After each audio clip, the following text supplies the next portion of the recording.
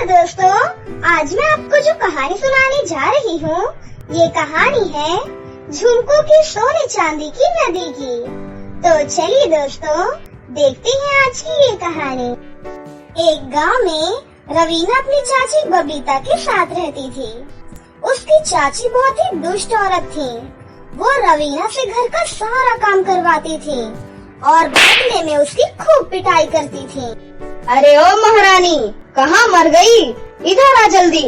रवीना भागते हुए अपनी चाची के पास जाती है। क्या हुआ चाची जी? सुन लड़की, मुझे सब पता है कि तू घर में पड़ी पड़ी बोर हो जाती है। वैसे भी घर के कामों के सिवा तेरे पास और कोई काम नहीं होता। बस खाना खाती है और सो जाती है। इसीलिए मैंने कुछ झुमके खरीदे हैं। कल से तू इन झुमकों को गांव में बेचने जाएगी, समझी तू? ठीक है चाची जी, मैं जरूर जाऊंगी इन्हें बेचने। और हाँ, ये मत सोचना कि घर का काम कोई और नौकर करेगा। घर के काम भी तुझे ही करने हैं और झुमके बेचने भी तुझे ही जाना है। लेकिन चाची जी, मैं अकेले इतना सारा काम कैसे करूँगी? आप थोड़ी तो मदद करोगी ना मेरी? रवीना की ये बात सुनकर उसकी चाची को गुस्सा आ जाता है और वो उसे एक जोर का चाटा मारती है। क्या कहा तूने? मैं तेरी मदद करूंगी? तुझे घर में रखा है सिर्फ काम के लिए। इस घर में रहना है तो घर का सारा काम करना पड़ेगा, नहीं तो उठा कर तुझे इस घर से बाहर फेंक दूंगी, समझी तू? जा यहाँ से, खड़ी खड़ी मेरा दिमाग मत खा। रोते रोते रवीना वहाँ से चली जाती है। अगले दिन सुबह जल्दी उठकर वो घर के सारे काम करती है और उसके बाद झुमकों का बैग उठाकर उन्हें बेचने के लिए चली जाती है। झुमके ले लो, सुंदर सुंदर रंग बिरंगे झुमके ले लो। भाई साहब, झुमके ले लीजिए, बहुत ही अच्छे झुमके हैं मेरे पास। आपकी गर्लफ्रेंड बहुत खुश हो जाएगी। अरे बहन, पहले गर्लफ्रेंड ही बनवा दे फिर। ए लड़की, चुप बैठ। मेरी गर्लफ्रेंड तेरे इन नकली झुमकों से कभी खुश नहीं होगी। उसे तो असली सोने और चांदी के झुमके चाहिए। चल जा यहाँ से। रवीना दिन भर घूम घूम कर झुमके बेचती है और उसके 5 जोड़ी झुमके बिक जाते हैं। शाम को थक हार कर वो अपने घर वापस आती है। चाची जी, ये लीजिए, आज सिर्फ इतना ही कमा पाई हूँ। हरामखोर, कामचोर कहीं की। दिन भर घूम कर तू सिर्फ 5 जोड़ी ही बेच कर आई है। बाकी सारा दिन कहाँ मजे ले रही थी? मुझे तो लगता है तू किसी पेड़ के नीचे बैठकर सो गई होगी, कामचोर कहीं की। नहीं नहीं चाची जी, मैंने दिन भर घूम घूम कर ये झुमके बेचे हैं। मैं कहीं भी नहीं बैठी हूँ चाची जी। आज तेरा पहला दिन है, इसीलिए तुझे छोड़ रही हूँ। आगे से इतने कम झुमके बेच कर आई तो तेरी टांगे तोड़ दूंगी। चल जा यहाँ से और जाकर खाना बना। उसके बाद कुछ कपड़े पड़े हैं बाथरूम में, उन्हें जाकर धुल कर रख। दुखी होकर रवीना वहाँ से चली जाती है और चुपचाप खाना बनाने लगती है। उसकी चाची सबसे पहले खुद खाना खाती है और उसके बाद बचा हुआ खाना रवीना को दे देती है। रवीना घर के सारे काम खत्म कर देती है और अपने कमरे में सोने चली जाती है। अगले दिन फिर से वो सुबह जल्दी उठती है और घर का सारा काम करती है। चाची जी, आज मैं दूसरे गांव में झुमके बेचने जाऊंगी। क्या पता वहाँ मुझे अच्छा दाम मिल जाए। रवीना झुमकों का बैग उठाकर दूसरे गांव के लिए रवाना हो जाती है। झुमके ले लो, रंग बिरंगे झुमके ले लो, सस्ते सस्ते झुमके ले लो। खो जाए तो कोई गम नहीं, लेकिन दिखने में सोने से कम नहीं। झुमके ले लो, प्यारे प्यारे झुमके ले लो। तभी वहाँ पर एक लड़की आती है। अरे दीदी, मुझे वो नीले वाले झुमके बताओ ना, कितने के हैं वो? ये लो, तुम कोई भी झुमका ले लो, इन सभी के दाम 80 रुपए के हैं। दीदी, मुझे ये नीला वाला झुमका बहुत पसंद आ रहा है, लेकिन मेरे पास सिर्फ 1 ही रुपया है दीदी। मैं अपनी सौतेली माँ के पास रहती हूँ, वो मुझे कभी कुछ नहीं दिलाती। हमेशा मुझसे घर का ही काम करवाती रहती हैं और बदले में मुझे बहुत मारती भी हैं। इतना कहकर वो लड़की जोर जोर से रोने लग जाती है। अरे इसकी हालत तो बिल्कुल मेरे जैसी है। इसकी सौतेली माँ भी मेरी चाची जैसी होंगी। एक काम करती हूँ, एक जोड़ी झुमका इसे दे ही देती हूँ। अरे तुम रोना बंद करो, ये लो, ये झुमका तुम रख लो, मैं तुमसे वो 1 रुपया भी नहीं लूंगी। रवीना उस लड़की को फ्री में वो झुमका दे देती है। दिन भर में उसके सारे झुमके बिक जाते हैं और रवीना खुशी खुशी अपने घर वापस आ जाती है। अरे चाची जी, आज तो मेरे सारे झुमके बिक गए। देखिए चाची जी, मैं कितने सारे पैसे कमा कर लाई हूँ। इतने सारे पैसे देखकर उसकी चाची बहुत खुश हो जाती है। तभी चाची खड़ी होकर हिसाब लगाने लगती है। अरे इन पैसों में तो गड़बड़ है। झुमके तो 50 जोड़ी थे और ये सिर्फ 49 झुमकों के ही पैसे हैं। बाकी एक झुमके के पैसे कहाँ हैं? रवीना अपनी चाची को उस लड़की के बारे में सब कुछ बताती है। ये सुनकर उसकी चाची फिर से गुस्सा हो जाती है और रवीना को मारने लगती है। निकल जा मेरे घर से और वापस खाली हाथ मत आना। वो नीले जोड़ी वाले झुमके लेकर ही आना। अगर उसे लेकर नहीं आई तो तेरी टांगे तोड़ दूंगी। उसकी चाची रवीना को धक्के मारकर घर से बाहर कर देती है। रवीना रोते रोते वहाँ से चली जाती है और एक नदी के किनारे जाकर बैठ जाती है। कितनी मेहनत की थी आज मैंने, लेकिन चाची ने मुझे गले लगाने की बजाय मारकर घर से ही बाहर कर दिया। अगर मेरी माँ होती तो मुझे बहुत प्यार करती। इस तरह से मुझसे न काम करवाकर मुझे स्कूल भेजती। इतना कहकर वो जोर जोर से रोने लग जाती है। तभी उस नदी से एक जल परी प्रकट होती है और रवीना से कहती है, बिटिया, मुझे लगता है तुम बहुत परेशान हो। बेटी, मैं तुम्हारी मदद कर सकती हूँ, लेकिन इसके लिए तुम्हें मेरा एक काम करना पड़ेगा। बताइए, मैं आपका क्या काम करूं? तभी वो जल परी अपने जादू से सोने और चांदी से भरा हुआ एक बक्सा प्रकट करती है। बिटिया, तुम्हें ये धन दौलत से भरा हुआ बक्सा किसी दूसरी नदी में लेकर जाना होगा और वहाँ उस नदी में इसे गिरा कर आना होगा। रवीना वो बक्सा उठा लेती है और उसे दूसरी नदी में छोड़ आती है। बेटी, मैं तो तुम्हारी परीक्षा ले रही थी। मुझे लगा तुम लालच में आकर इस सोने चांदी से भरे बक्से को अपने साथ ही ले जाओगी, लेकिन बेटी तुमने ऐसा नहीं किया। बताओ बेटा, तुम्हारी क्या परेशानियाँ हैं? रवीना उस जल परी को वो सारी बातें बताती है। फिर जल परी अपने जादू से उस नदी में सोने और चांदी के झुमके प्रकट करती है। बेटा, ये जादुई सोने और चांदी के झुमकों की नदी है। मैं ये झुमके सिर्फ उन्हीं लोगों को देती हूँ जो अच्छे और नेक दिल के होते हैं। उसके बाद वो जल परी रवीना को एक एक सोने और चांदी के झुमके देती है और उससे कहती है, बेटी, सोने के जादुई झुमके तुम्हारे दिन भर के सारे काम में मदद करेंगे और ये जादुई चांदी का झुमका तुम्हें खूब सारी धन दौलत देगा। अब तुम्हें परेशान होने की बिल्कुल जरूरत नहीं है बेटा। जल परी की ये बात सुनकर रवीना बहुत ही ज्यादा खुश हो जाती है। हे जादुई सोने के झुमके, मुझे एक नीले जोड़ी झुमका दे दो। रवीना के इतना कहते ही वहाँ पर एक नीले जोड़ी सुंदर सा झुमका प्रकट हो जाता है। फिर रवीना उस झुमके को लेकर वहाँ से अपने घर चली जाती है और वो झुमका अपनी चाची को दे देती है। आगे से अगर तूने कभी भी किसी को भी फ्री में झुमका बांटा तो तेरी मार मार कर हालत खराब कर दूंगी। जा यहाँ से और जाकर खाना बना, मुझे बहुत तेज भूख लगी है।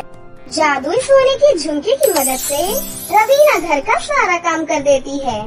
घर की सारी सफाई जादुई सोने के झुमके की मदद से अब वो कर लिया करती थी और जब भी उसे पैसों की जरूरत होती थी तो वो जादुई चांदी के झुमके की मदद से मांग लिया करती थी। एक दिन रवीना की चाची उसे जादुई सोने के झुमके के साथ देख लेती हैं। हाय राम, ये तो असली सोने के झुमके हैं। ये कहाँ से लाई है तू? चाची जी, ये झुमके मेरी माँ के हैं, उन्हीं के बक्से में मिले थे। ये मुझे दे, तू सोने के झुमके को खो देगी। मैं इसे संभाल कर रखूंगी। उस सोने के झुमके को रवीना की चाची अपने कानों में पहन लेती हैं। तभी उसके दोनों कान गायब हो जाते हैं। हे भगवान, मेरे कान कहाँ गए? बबीता जोर जोर से रोने लग जाती है। हे जादुई झुमके, चाची के कान वापस कर दीजिए। रवीना के इतना कहते ही उसकी चाची के कान वापस आ जाते हैं। दुष्ट औरत, तूने हमेशा इस लड़की पर अत्याचार किया और आज इसी लड़की की वजह से तू जिंदा बच पाई है। नहीं तो आज तेरी बहुत बुरी हालत होने वाली थी। अभी भी वक्त है, इस लड़की से माफी मांग और सुधर जा। मुझे माफ कर दे बेटी, मुझे माफ कर दे। उसके बाद उसकी चाची रवीना को अपने बच्चों की तरह रखती थी। अब दोनों बहुत ही खुशी खुशी एक साथ रहने लगे थे। चेन्नई शहर के कॉलेज में दीपिका और अमन पढ़ाई किया करते थे। दोनों सेम क्लास में थे। एक दिन दीपिका अमन से कहती है, अमन, क्या तुम्हारे साइंस के नोट्स पूरे हैं? हाँ, मेरे नोट्स पूरे हैं। क्या आप मुझसे नोट्स शेयर कर सकते हैं? जी बिल्कुल। दीपिका अमन से नोट लेकर अपना काम पूरा करती है। इसी तरह से दोनों एक दूसरे से किसी न किसी तरह की मदद लेते रहते थे। उन्हें पता ही नहीं चला कि कब उन्हें एक दूसरे से बहुत ही ज्यादा प्यार हो गया। वो दोनों कॉलेज की छुट्टी के बाद कभी पार्क में तो कभी मॉल में मिलने के बहाने घूमने जाया करते थे। ऐसे ही कॉलेज का फाइनल डे आ गया।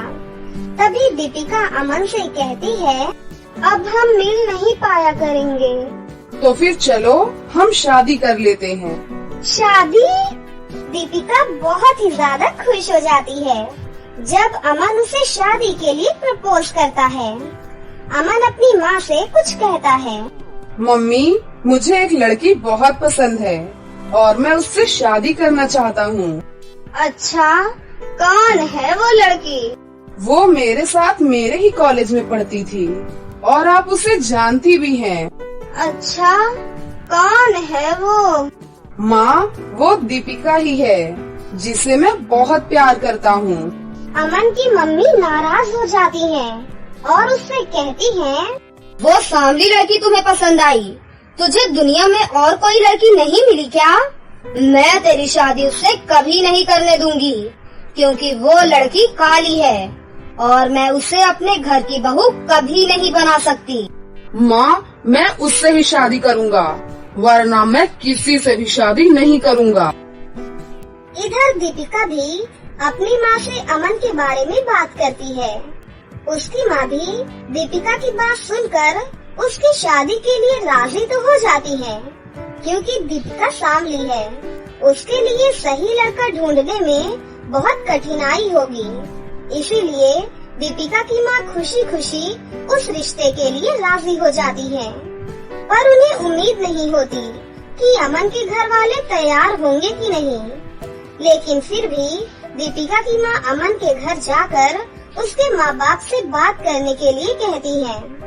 ऐसे ही कुछ दिन बीत जाते हैं और दीपिका की माँ अपनी बेटी का रिश्ता लेकर अमन के घर जाती हैं और अमन के घर वाले बच्चों की जिद के आगे नामन से ही शादी के लिए हाँ बोल देते हैं। फिर अमन और दीपिका की शादी बहुत ही धूमधाम से हो जाती है। ऐसे ही कुछ दिन बीत जाते हैं। शादी के बाद मुँह दिखाई का दिन आ जाता है। सभी औरतें दीपिका के सांवले रंग होने की वजह से दीपिका का बहुत मजाक उड़ाती हैं और उसके सास से कहती हैं, नीतू, तुम्हारी बड़ी बहू तो एकदम हीरा है और छोटी कोयला। तुम छोटी बहू को धूप में कम निकाला करो वरना इसका रंग और भी काला हो जाएगा। तभी सब औरतें जोर जोर से हंसने लगती हैं। अपनी सुंदरता की तारीफ सुनकर रूपाली बहुत इतराती है और हंसते हुए अपनी देवरानी से कहती है, अरे दीपिका, तुम थोड़ा हल्दी बेसन लगाया करो, क्या पता तुम्हारे रंग पर भी कुछ असर पड़ जाए। शादी के बाद भी दीपिका की सास अपनी बड़ी बहू की खूबसूरती की तारीफ करते नहीं थकती थी, जबकि दीपिका को वो लगातार ताने ही मारती रहती और खरी खोटी सुनाते रहती।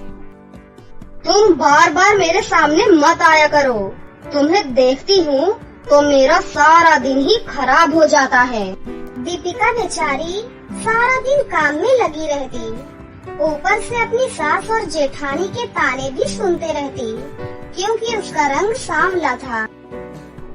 अरे रूपाली, तू घर का काम रहने दिया कर, एक ही तो सुंदर बहू है हमारी, अगर उसका भी रंग फीका पड़ गया तो, इसीलिए सारा काम इस काली बहू को ही करने दे।